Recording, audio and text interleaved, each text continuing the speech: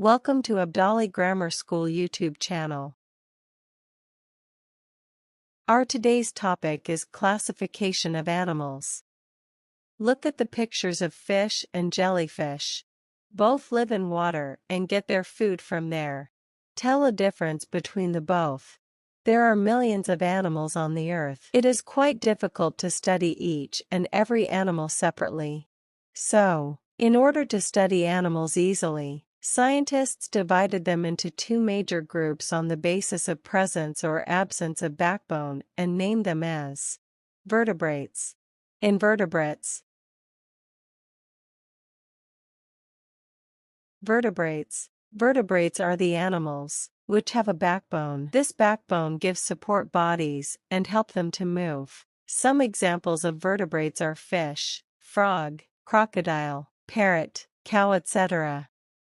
Vertebrates are divided into 5 classes: fishes, amphibians, reptiles, birds, mammals.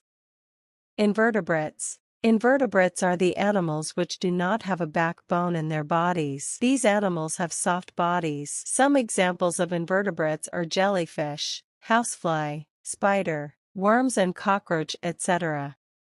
Invertebrates are divided into 5 groups: sponges, insects, worms, snails, starfish.